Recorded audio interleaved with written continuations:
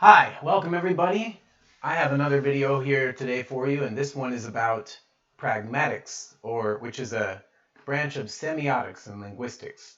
In other words, it's about the meaning of the words we say in a language. So a really straightforward example is right here on the page. Now, some of them are more direct than others, especially the Korean one. Let's go through it. So when you say something like, you shouldn't do that, it's dangerous, the top English one there, it's pretty obvious that it's a request, or it's not a request, a command to a child, perhaps.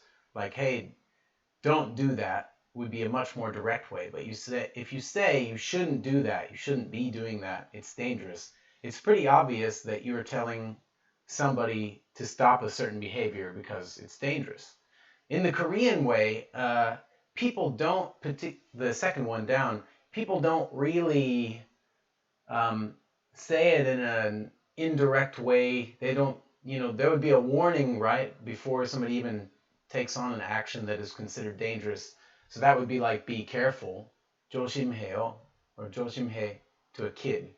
So in Korean, when you tell a kid that they shouldn't be doing something, or tell somebody they shouldn't be doing something, depending on the closeness, you'd probably say like hajima, which means don't do that. And then you'd say 위험해요, 위험해, which is like an informal, it's for closeness. You would put yo at the end of a sentence to be more formal, but this is the way people would probably tell a kid to stop a certain behavior. It's more natural to be more direct. In Chinese, it's very similar to English here. It's the last one down here. 不要弄，很危险. Or sometimes I hear 不要用, which means like don't use, don't do that. 弄 is like mess with. Or in Chinese, they tend to be a little more detailed when they say the action that you shouldn't be doing. But they say don't want, which means don't. There's another word 别, but most of the time you hear 不要什么什么, what. So 不要弄 means you shouldn't do that. It's dangerous, so it's a command. These are all straightforward and easy to understand for us, I think, because like shouldn't or you don't want to do that, they all are pretty understandable in every language. I think every language can grasp the pragmatics, the real meaning behind that. Well, the goal is to get somebody to stop doing something. But what happens if you have a sentence, let's say like this one, no thanks, I don't really like some kind of food, perhaps, cabbage. So I'm going to get rid of the Korean because I don't really know Korean as well. That was just there for an example to compare several different languages. So I'll just use Chinese and English because that's what I really want to focus on. Since I've moved to Taiwan, I've noticed this a lot, the difference. In Chinese, if you were to say, I'll write it in Chinese characters, 不要,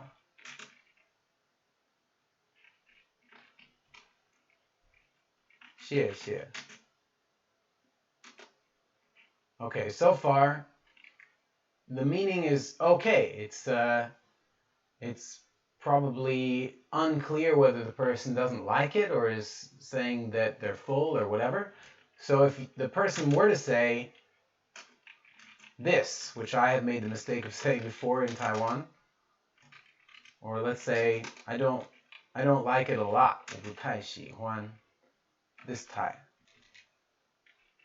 高丽菜, that would be cabbage. Let me adjust here for you. There we go. That's what it would look like. Okay, no thanks. I don't really like cabbage. Does that hold the same pragmatic meaning? Well, in English, you could say this if somebody gave you, let's say, a spring roll and had cabbage in it, meat or something, right? And you could say, sorry, I'm good, man, thank you, but I don't really like cabbage, right? But in Chinese, to say this to somebody who offers you something, you are going to get a lot of pushback. 不要谢谢，我不太喜欢高丽菜. They might even say, oh, You can try it, it's good. They would say like, 你试试看，好吃, try it. Why do they do this? There's pragmatics behind saying this to somebody. It's a sort of a very direct and impolite thing to say, actually. It's kind of like making them lose face by saying that the gift, the thing that they're presenting to you, is not good enough for you. So it indicates that you are a bit, I guess people are not generally that picky about this kind of food, Asian food. If you were to offer somebody some foreign food, like something with butter or cinnamon or something, then it would be reasonable to say, "Oh, 我不行, 我不行. I'm not used to that. I'm not okay with that. Sorry, I can't eat that because it's too exotic for me." But cabbage is something that everybody has in the world. But if you don't like it, people will just be offended. They consider it rude to reject a gift. So what is the appropriate thing to say? Well, instead of saying 不要谢谢，我不太喜欢这个, I don't really like it that much, you could say 不要谢谢,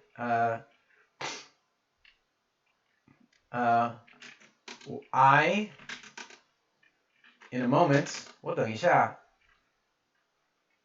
要吃晚餐.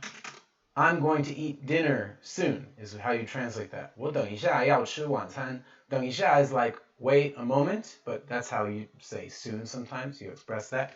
And then 要 means want, 吃 means eat, 晚餐 means dinner. So you say this to show somebody that there's a reason why you're not accepting the gift other than you don't like the quality of their gift or the flavor of their gift of cabbage or spring roll or whatever. So you have to lie, in other words. You have to politely make up an excuse pretty much all the time. And if you get used to older people always offering you things you don't like, like every time you visit, let's say your landlord or an in-law or a friend or it's usually older people who offer gifts like this, and they always offer you something, you tried it and you don't like it. The best thing to do is to not say you don't like it. The best thing to do is make an excuse. And sometimes this actually can lead to you avoiding encountering that person at specific times of day. Or you're like, oh, you have to kind of think in advance. So you're like, oh, that person's going to offer me something.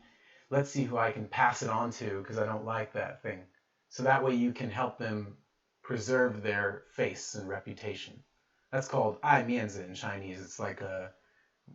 It's like keeping their face. So you're supposed to accept gifts, and give gifts. It's a very it is a very gift-giving, heavy culture, I suppose, in certain ways, in certain contexts. So here are a couple of different pragmatic ways to navigate culture here in Taiwan.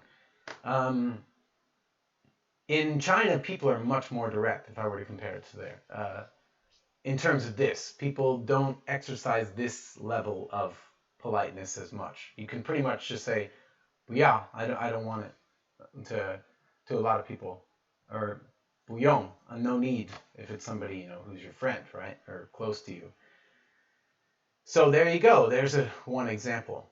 This goes much, much further, and there's something called high context culture, which is sort of related to this, and then there's low context culture in contrast. So a high context culture would be extremely indirect because there's a lot of context background of the meaning of behind what people say. And then low context culture is much more direct. There's not so much background. People are just upfront. So if you go to meetings in Taiwan, people will say things, yeah, we really want this to happen. And if they're saying it to you, what they're kind of saying is like, you should probably take the reins on this responsibility and do it yourself and take the initiative.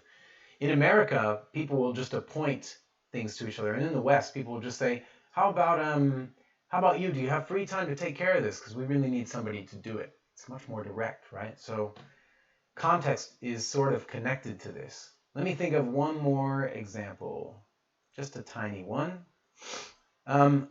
Here's a classic. If somebody were to say to you,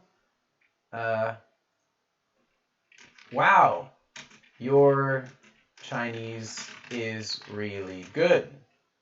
Let me fix that for you. There you go. Your Chinese is really good. What would you say in the West? Well, you'd probably say, thanks. I study hard. Maybe something like that, right? If you were to say the same thing in Chinese, thanks, 谢谢, that would be considered arrogant and unnatural. The proper response is this. I'm trying to type in pinyin into Chinese, and I think a lot of people who are studying basic Chinese might know this. We'd say 哪里, which means where. Or you could say something in a roundabout way like